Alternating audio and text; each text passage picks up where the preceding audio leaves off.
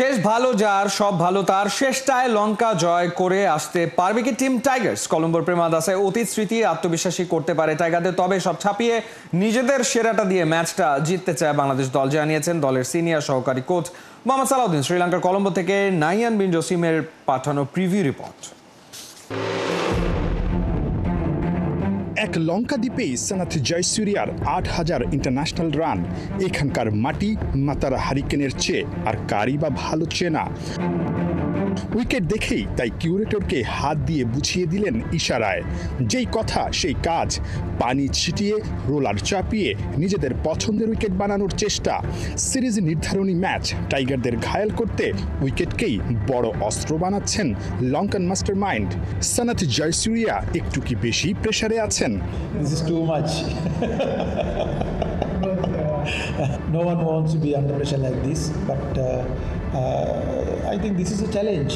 Yeah, we are expecting a good batting wicket. We don't know. We'll have to see tomorrow. Wicket নিয়ে রহস্য রেখে দিলেও ম্যাচের আগের দিন ২২ গজে কড়া চোখ রেখেছেন জয়সুরিয়া। দেখছিলেন রোলারটা ঠিকঠাক চলছে কিনা। টাইগারদের ভুল করা চলবে না। যে ভুল শট খেলে আউট হয়েছেন আগের ম্যাচে, মিরাজকে দেখা গেল সেই শটটাই আবারও খেলছেন নেটে। উইকেটের চরিত্রটা টিমমেটদের বুঝিয়ে দেওয়ার চেষ্টা করছেন ক্যাপ্টেন। লিটনের কামব্যাক দলের বড় টনিক।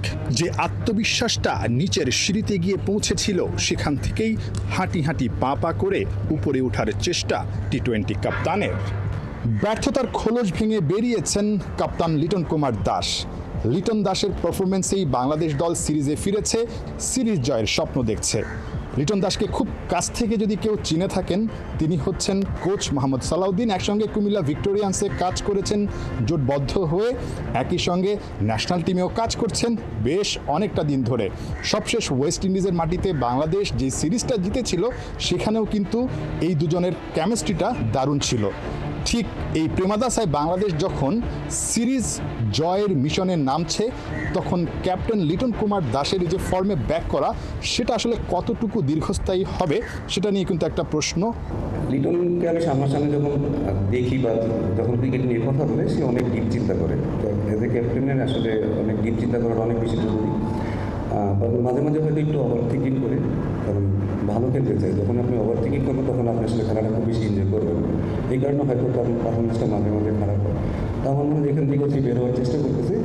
আমার মনে হয় ভবিষ্যতে সে আরও ভালো ক্যাপ্টেন্সি করবে। দলের মিডল অর্ডার আর মিডল ওভারের ব্যর্থতা বড় দুশ্চিন্তা। দেখা যাচ্ছে না তাওহিদ হৃদয়ের সহজাত ব্যাটিংটা। গুরু দিচ্ছেন টোটকা। শীর্ষ কি খোলস ছেড়ে বেরিয়ে আসতে পারবে প্রেমাদাসায়? এই প্রেমাদাসাতেই মাহমুদুল্লাহ রিয়াদের সেই বিখ্যাত ছক্কা, যেখানে নিধাজ ট্রফির ফাইনালে বাংলাদেশ উঠেছিল শ্রীলঙ্কাকে হারিয়ে। সেই নাগিন ডান্স, সেই সাকিব আল হাসানের প্রতিবাদ, নুরুল হাসান সোহানের প্রতিবাদ, প্রত্যেকটা ঘটনাই এখনও কিন্তু আপনাদের চোখের সামনে ভাসার কথা। আবার এই মাঠেই বাংলাদেশ দল সেই নিধাজ ট্রফির ফাইনালে কেঁদেছে, সাকিব আল হাসানরা হতাশ হয়েছে, সৌম্য সরকারের চোখে পানি এসেছে। বাংলাদেশ দল হেরে গিয়েছিল। সেই দুঃখটা আসলে ভোলার একটা বড় সুযোগ খুব সম্ভবত শ্রীলঙ্কার মাটিতে, শ্রীলঙ্কাকে প্রথমবারের মতো টি-20 সিরিজে হারিয়ে। বাংলাদেশ এই প্রেমাদাসায় যখন নামছে শেষ টি-20-তে, তার আগে বাংলাদেশ দলের জন্য একটা সুখস্মৃতি। এখানে খেলা সবশেষ ম্যাচটাতে শ্রীলঙ্কাকে বাংলাদেশ হারিয়েছিল। এত আত্মবিশ্বাসের গল্প থাকার পরও বাংলাদেশ আসলে কতটা আত্মবিশ্বাসী হতে পারছে? লাস্ট ম্যাচে কী করছি সেটাও আসলে খুব বেশি গুরুত্বপূর্ণ না। কালকে আমরা আমাদের তাদেরকে হারাতে পারি, সেই স্ট্র্যাটেজি নিয়ে আমাদের যেতে হবে। সেটা হচ্ছে বেশি ইম্পর্টেন্ট, এবং তার জন্য আমাদের যা যা অস্ত্র নিয়ে যাওয়া দরকার সেটা নিয়ে আমাদের নিয়ে যাবো। তবে আমাদের অনেক সময় ব্যাটসম্যান সরে যায়, অনেক সময় বলার সরে হয়ে যায়। ধরুন সাকিব যখন ছিল, তখন হয়তো আমাদের সেই ড্রাইভারি করার মতো সুযোগ ছিল। একটা এক্সট্রা বলার প্লেতে করতাম, একটা এক্সট্রা ব্যাটসম্যান প্লেতে করতাম। তো টিমের স্ট্রেংথের মধ্যেই আমাদের আসলে সবসময় চলতে হয়। সো সেইভাবেই আসলে আমরা টিম সেট আপটা করি। ম্যাচের আগের দিন বোলিং করেননি তাসকিন। আগের ম্যাচে দুর্দান্ত ছিল পেস ডিপার্টমেন্ট। তাসকিনের জন্য জরুরি ওয়ার্কলোড ম্যানেজমেন্ট। তাই শেষ টি-20-তেও বিশ্রামে থাকবেন স্পিড স্টার তাসকিন আহমেদ। নাহিয়ান বিন জসিম, ৭১, কলম্বো, শ্রীলঙ্কা। বিপিএল বাঁচিয়ে রাখতে নতুন ছকে আগাবে বিসিবি। ক্রিকেটারদের পেমেন্ট ইস্যুর সমাধান ও স্বচ্ছতা ফেরাতে দায়িত্ব নিতে পারে খোদ বিসিবি। সোমবার ক্রিকেটার ও মঙ্গলবার সাংবাদিকদের সঙ্গে আলোচনা সভা শেষে গভর্নিং কাউন্সিলের চেয়ারম্যান মাহবুব আলম জানিয়েছেন, বিভিন্ন স্টেক হোল্ডার থেকে পরামর্শ নেওয়া হচ্ছে। আসছে বিপিএলে প্রয়োগ করে নতুন আমেজ দেওয়ার চেষ্টায় তারা। সাইফুল রূপকের রিপোর্ট। যদি সব ঠিকঠাক থাকে আস্তে আস্তে মাঠও দেখবেন। বরিশালের জন্য হ্যাটট্রিক শিরোপাটা নিশ্চয়ই চোখ। চেষ্টা করবো ইনশাল্লাহ। বরিশালের প্রাণ মনুদের টানা তৃতীয় ট্রফি দেওয়ার লক্ষ্য নিয়েই বিপিএলে ফিরবেন ক্যাপ্টেন জিনিয়াস তামিম ইকবাল। খান সাহেবের নেতৃত্বে বরিশালের পারফরমেন্স ছিল টপ নচ। যদিও মাঠে এবং মাঠের বাইরে নানা ঘটনায় গেল বিপিএল হয়েছিল বিতর্কিত। টুর্নামেন্টের জৌলুস ফেরাতে, খেলার মান বাড়াতে সোমবার তামিম, মুশফিক, মিঠুনদের ভাবনা জেনেছে বিসিবি কর্তারা। মঙ্গলবার আলোচনা সভা করেছে ক্রীড়া সাংবাদিকদের সঙ্গেও। আমরা ওপেনলি আলাপ না করি তাহলে কিন্তু আমরা শুধরিয়ে সামনের দিকে আগাতে পারবো না। আমরা বিপিএলকে বাংলাদেশের একটা মুখপাত্র হিসেবে দেখতে চাই, যেটা বহির্বিশ্বে বাংলাদেশকে আরও পরিচিত করবে, একটা এমনভাবে করবে যে আমরা আমাদের বাংলাদেশকে ডিপেক্ট করতে পারি। আমরা এতদিন বিভিন্ন কন্ট্রোভার্সিতে আমরা জড়িয়েছি, প্লেয়ার পেমেন্ট বলেন বা অন্যান্য যে কন্ট্রোভার্সি, সেখান থেকে আমরা বেরিয়ে আসতে চাই। এক দুর্বার রাজশাহী বিসিবি কর্তাদের রাতের ঘুম হারাম করে দিয়েছিল। এখনও গেল আসরে পুরো টাকা পায়নি রাজশাহীর অধিকাংশ ক্রিকেটার। আসছে মৌসুম থেকে এমন সমস্যা আর লজ্জায় না পড়তে পেমেন্ট ইস্যুতে বেশ সিরিয়াস বিপিএল গভর্নিং কাউন্সিল। বিপিএলটাকে বাঁচিয়ে রাখতে হলে একটা ফাইন্যান্সিয়াল মডেল লাগবে। এটা এই প্লেয়ার পেমেন্টটাও একটা ফাইন্যান্সিয়াল মডেলের একটা অঙ্গ। তো সুতরাং সেই ফাইন্যান্সিয়াল মডেল এমনভাবে থাকতে হবে যাতে এটা ফুল প্রুফ থাকে, যে প্লেয়ার্স পেমেন্ট বলেন বা অন্যান্য যে আনুষঙ্গিক কর্মকাণ্ড, পেমেন্ট তো একটা কর্মকাণ্ড, তার সাথেও অন্যান্য যেগুলো থাকে সেটা code of conduct, anti corruption, all this aspect will be in the financial model. গেল কয়েক বিপিএলের নানা অনিয়ম, ম্যাচ গড়াপেটার সন্দেহের লিস্টে বেশ কজনের নামও ছিল।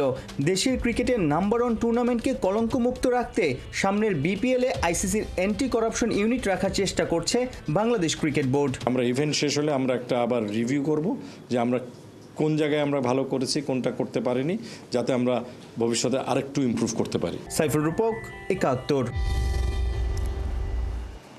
সাবেক সতীর্থদের বিপক্ষে খেলতে নামছেন সাকিব আল হাসান। বুধবার গ্লোবাল সুপার লিগে দুবাই ক্যাপিটালসের প্রতিপক্ষ রংপুর রাইডার্স। সবশেষ বিপিএল এর 10ম আসরের রংপুরের হয়ে খেলা সাকিবকে এবার ভিন্নভাবে পাচ্ছে রংপুর। ফাইনালে এক পা রাখার মিশন নুরুল হাসান সোহানদের সামনে। দুবাইও চেষ্টা করবে নিজেদের টিকিয়ে রাখতে। গায়ানায় দুই দলের ম্যাচ শুরু বাংলাদেশ সময় রাত 8টায়। বিস্তারিত হাসান সজীবের রিপোর্টে।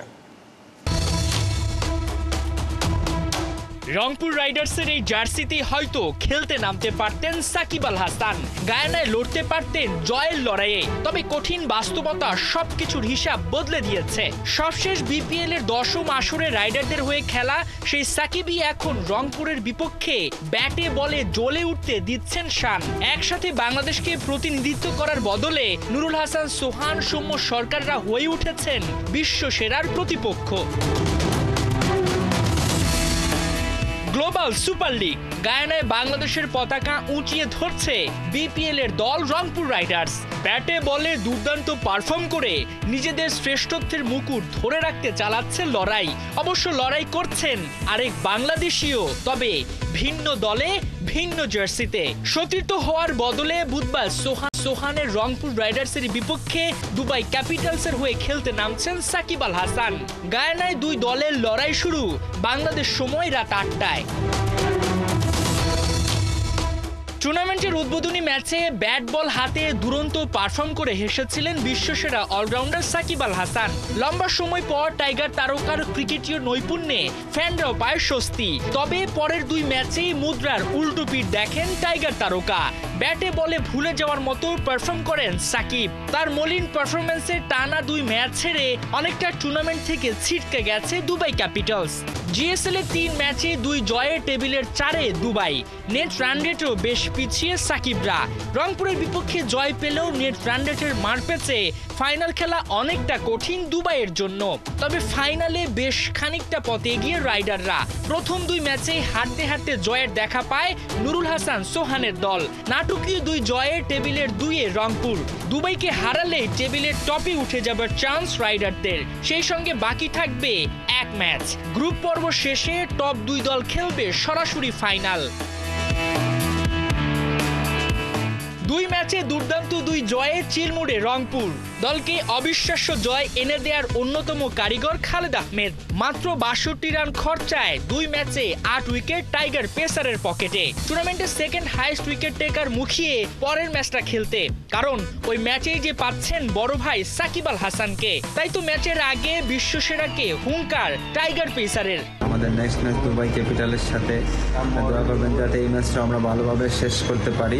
ইনশাআল্লাহ আমরা গতবারে চ্যাম্পিয়ন ছিলাম, এবছর আমরা চেষ্টা করব যাতে চ্যাম্পিয়ন হয়ে আবার বাংলাদেশের সুনাম নিয়ে আসতে পারি। সবাই আমাদের জন্য দোয়া করবেন। জয় লড়াই। হাসান সজীব, ৭১। ঢাকার মাটিতে ঘটে গেল ফুটবল ইতিহাসে বিরলতম ঘটনা। এক ম্যাচ গড়ালো দুই মাঠে, ব্রেক টাইম হয়ে গেল ৩ ঘন্টা, সাথে টিমের জার্সিও গেল বদলে। অভাবনীয় এসব ঘটনার দেখা মিলল সাফ অনূর্ধ্ব-২০ নারী চ্যাম্পিয়নশিপের বাংলাদেশ ভুটান ম্যাচে। নানা কাণ্ডে জর্জরিত ৪.৫ ঘন্টার খেলার বিস্তারিত জানাচ্ছেন পার্থ বণিক। সাফ অনূর্ধ্ব-২০ নারী চ্যাম্পিয়নশিপ বাংলাদেশ ভুটান ম্যাচের ভেন্যু কিংস অ্যারেনা, কিন্তু ফার্স্ট হাফ শেষেই ভেন্যু বদলে হয়ে গেল ট্রেনিং গ্রাউন্ড। কিভাবে সম্ভব? শুধু কি তাই, ফার্স্ট হাফ ভুটান খেললো হোম জার্সিতে, আর সেকেন্ড হাফে সেটা বদলে হয়ে গেল অ্যাওয়ে জার্সি। সাফের মতো টুর্নামেন্টে আসলে হচ্ছেটা কি? হ্যাঁ, ফুটবলে এমন সব বিরল দৃশ্যের দেখা মিলল বাংলাদেশ ভুটানের বৃষ্টি স্নাত ম্যাচে।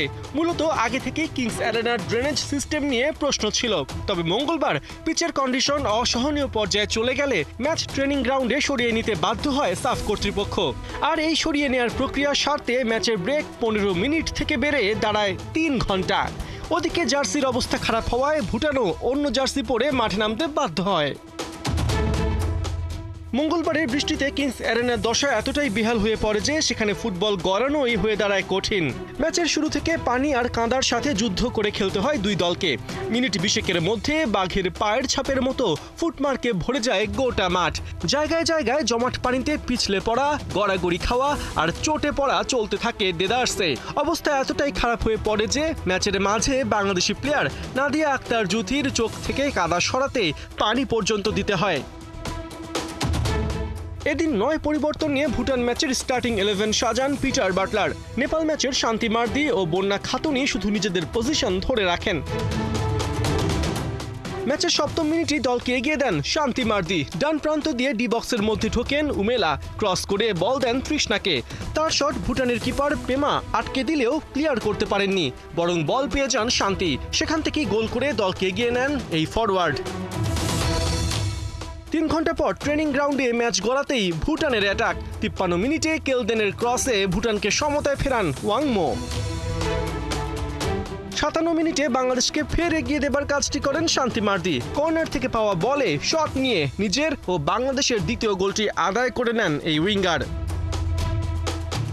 ৭৬ মিনিটে একক নৈপুণ্যে বাংলাদেশকে তৃতীয় গোলটি এনে দেন মুনকি আক্তার। মাঝ মাঠ থেকে একাই বল নিয়ে ডি বক্সের ভেতর ভুটান কিপারকে বিট করে বল জালে জড়ান।